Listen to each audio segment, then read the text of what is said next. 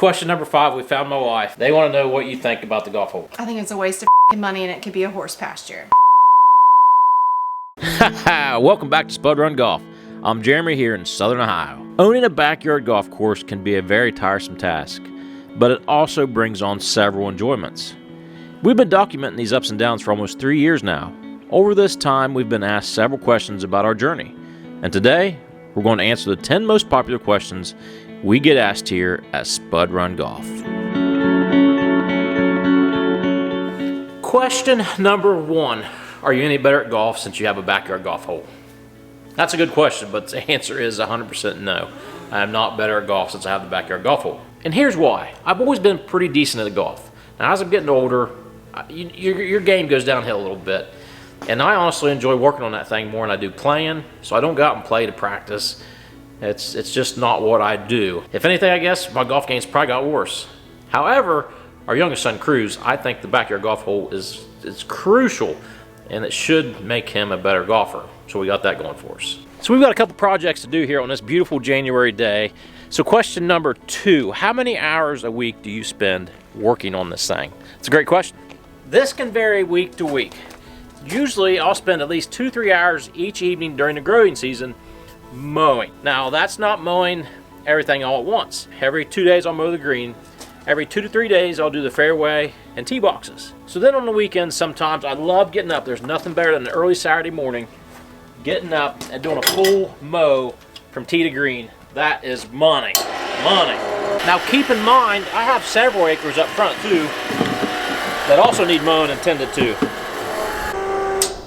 Now also during a typical week, I'm applying pesticides, fungicides, I'm raking that bunker, I'm trimming. I don't look at it as a task at all. You know, I'm doing at my normal job, at the hustle and bustle of my normal job, I can't wait to get out here and mow or trim or just be out here. It's definitely my happy place. It really is.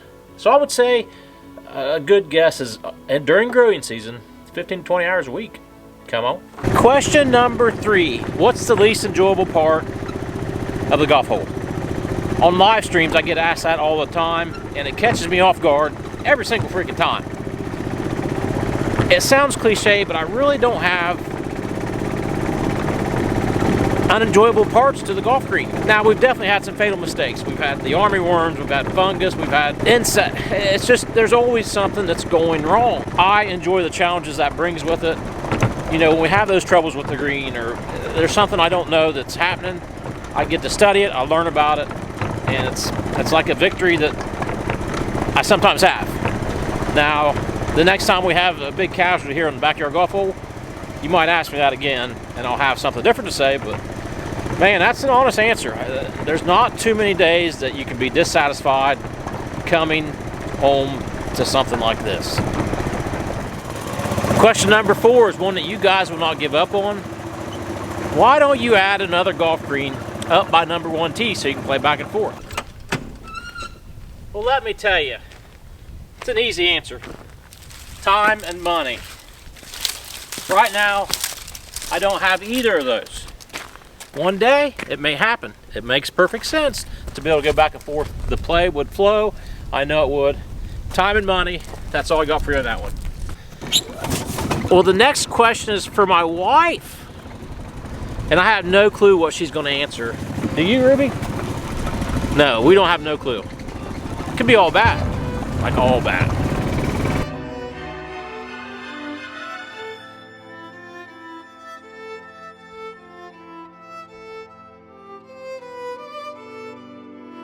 Question number 5, we found my wife. They want to know what you think about the golf hole. I think it's a waste of freaking money and it could be a horse pasture. Just kidding, it makes him happy. You know what they say, happy husband, happy life. No, they don't say it that way. Whatever. I probably could beat you maybe, or I really do think it'd make a better horse pasture.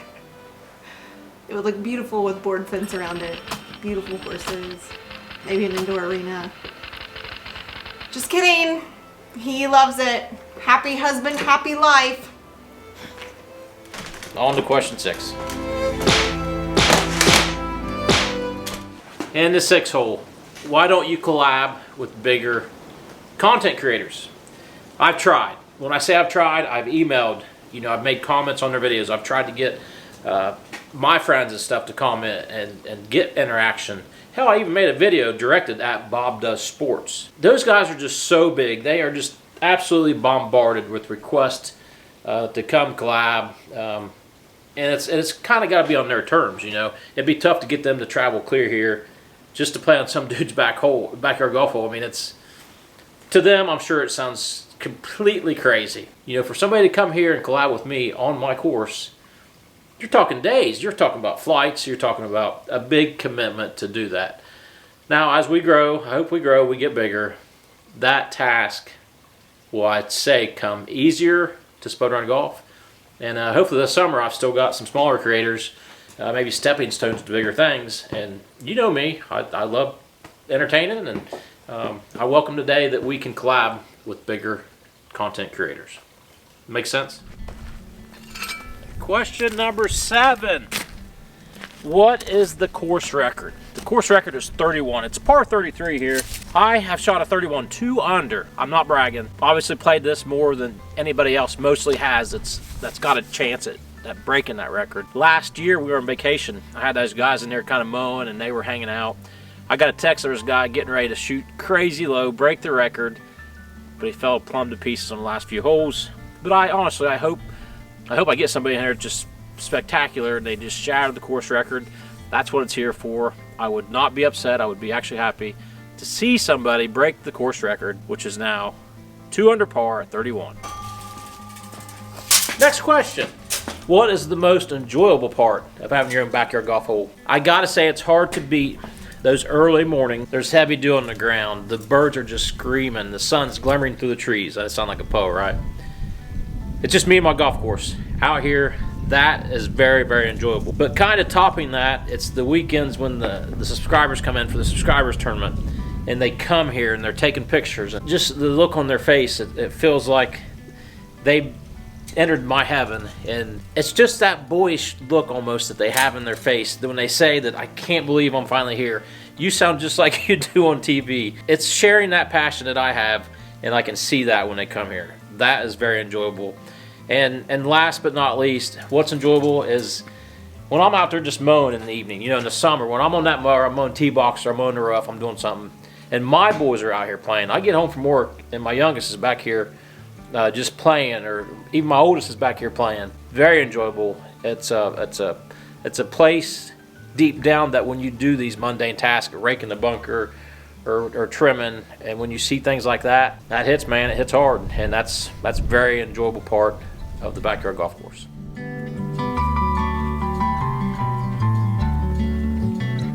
They say, Jeremy, why didn't you do artificial turf versus a real green? Are you serious, Clark? Because by golly, it's the challenge. It's real grass.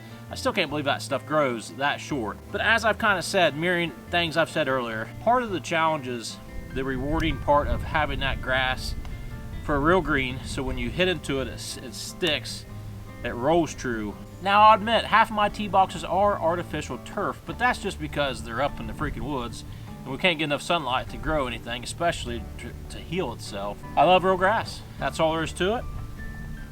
The topic of artificial versus real, it's a whole video idea, and I feel I invite you to ask me questions if you have more questions about it, but I don't think there's any other happiness that you can have by having a real green, being able to maintain that, mow it. It's alive, it's living, and it's very satisfying to take care of it. Ain't that right, Ruby? But check it out, last question that we'll answer today. How do you get to play Spud Run Golf? That's a great question. That's the most popular question I get by far on Instagram. I get asked that 4 to 10 times per day. It depends on how the videos are doing, obviously, but it's a popular question. So if you live close, shoot me an email. I'll put my email right here. I'll put it in the description. Send me an email if you live close, you're willing to come out. You know, during the growing season, I'm going to fix you up. Guys do it all the time. During the week, weekends are a little bit tougher, but during the week, man, if you can get out, bring up to 4 buddies or so. We got the golf carts. You can come out here. This thing is yours all day. As long as you want it to be yours, it's yours. People play in the mornings. People play after work. If you live close, shoot me an email. I'll fix you up. I guess even if you don't live close, because last year a guy came from New York and spent the day here. He drove over, played golf all day by himself, and he loved it. So I guess you don't necessarily have to live close to play Speedrun golf. And another good option is the Airbnb. So for the summer 2024, we already have 7 weekends booked up of people coming to stay and play pretty much. They get the golf carts, they can go back and forth. Works out really, really well. But there's a couple key things that you need to pay attention to, and this is important. The B&B pretty much stays busy without the golf. So if you look at the B&B, it's called the Woods at Karen Creek here in Chillicothe, Ohio. It doesn't even mention golf because it does do well enough without the golf to support it. So what's important is if you're looking to stay and play, you need to email me too to make sure, say, hey, this date we'd like to come stay at the B&B. Is it okay if we play golf? Most likely that's going to be okay, but I just need to make sure the course is open, it's available for you to play, and we don't have a graduation party or we don't have a member guest going on, so that you can come and enjoy the B&B and the golf course as much as you'd like. And what do you charge, Jeremy? That's kind of the bonus question here today. I don't charge anything. We take donations. If you come out and you respect the passion that I have, the time, the money I've spent on the course, the golf carts, I'll gladly take a donation, but we're not going to sit and tell you it's X amount of dollars to come play Speedrun golf. It worked out pretty well last year. I'll touch more on that in the next episode, because the next episode we're going to do the 2023 profit and loss, and I'll go more into detail on that, so stick around for that one. That's it. Contact me. I mean, whether you're local or you're far away, if you want to play, contact me. I'm going to do my damnedest to get you out here sometime during the summer, spring, fall, and I guarantee you're going to want to come back. Guaranteed. Having said all that, now I got a question for you. Have you hit the like button yet? Have you subscribed? That's the money that feeds the machine that makes the backyard golf course work and thrive. Come on, guys. Thanks for watching. Thanks for playing with us. Speedrun Golf. Over and out.